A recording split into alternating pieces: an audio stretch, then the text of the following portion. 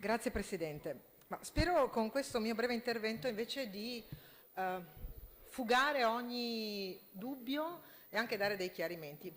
Partiamo dal titolo di questo articolo, che è esattamente il più appropriato, perché se ci fosse stato scritto Università Venete, forse avreste avuto tutta la ragione di declinare queste perplessità.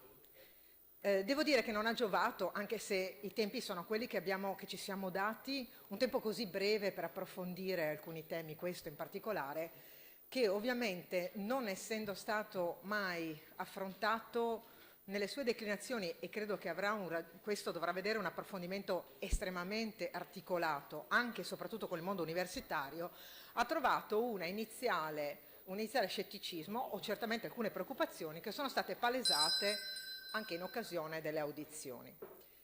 Quindi, primo, il titolo è appropriato perché parla di ricerca scientifica e tecnologica nel raccordo con il sistema universitario regionale. Non stiamo parlando delle università regionali né di regionalizzare il sistema universitario. Parliamo di quella che già nella legge di autonomia e di riforma dell'università è la terza missione. La prima missione è la ricerca. Alle volte si pensa che la prima missione dell'università sia la didattica, no, è la seconda missione. La terza missione, che è paritetica, quindi non è subordinata, sono 3 pilastri del sistema universitario nazionale, dell'autonomia del sistema universitario, riguarda la terza missione. La terza missione è il raccordo con il territorio, e qui declinato nella lettera A.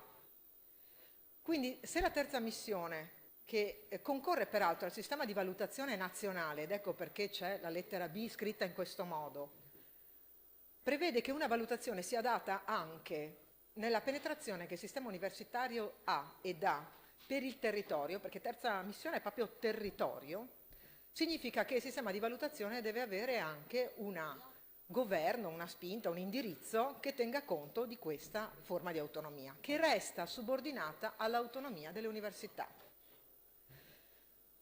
Quando da questa settimana abbiamo, in modo del tutto informale, perché il primo incontro con il Comitato regionale per il coordinamento dei rettori, che è previsto dalla norma, ed ha come interlocutori i 4 rettori delle università del Veneto e il presidente della giunta regionale che delega l'assessore di riferimento, noi affronteremo anche questo tema proprio per andare a declinare la terza missione. Che cos'è già la terza missione in Veneto? È che la parte importante di fondi europei che noi usiamo nel fondo sociale ha la declinazione della terza missione. Si parla di ricerca? Sì, ma è ricerca applicata e non ricerca pura, perché la ricerca pura attiene al primo pilastro, cioè quello della ricerca. Ricerca pura è quella che viene effettuata utilizzando il fondo ordinario delle università. Resta nell'autonomia dell'università. Il terzo pilastro, che è tutto da rendere effettivo, perché la riforma dell'università, voglio ricordare, è del 2008, il terzo pilastro è sempre rimasto un po' così, non realizzato, e noi riteniamo che invece che quella parte di autonomia del raccordo col sistema universitario della regione debba avere come orizzonte la ricerca applicata, la parte scientifica applicata, il coinvolgimento e la penetrazione sul territorio stesso. Vi faccio un esempio per cui il governo già ha anticipato questo in qualche modo. Quando il Ministero dello Sviluppo Economico, in concorrenza con il Ministero della Ricerca, quindi il MIUR, e il Ministero dell'Economia e Finanze, ha voluto approvare l'Industria 4.0, i relativi competence center, ha parlato di competence center che avessero una declinazione territoriale. Ha chiesto al sistema universitario nazionale di raccordarsi tra università per avanzare le proprie candidature, non su tutti i campi, ma su campi che avessero, pur in una ovviamente elaborazione di ricerca che tenesse conto di un orizzonte nazionale ed internazionale, che però fossero quasi identificativi di un territorio e delle sue peculiarità. I competence center del 4.0 oggi vedono l'alleanza tra le università del nord-est, quindi tutte le università del Veneto, l'Università di Udine e di Trieste, l'Università di Trento. Vedete che già un raccordo con il sistema territoriale esiste? Vogliamo in questo ambito di autonomia provare ad indirizzarlo?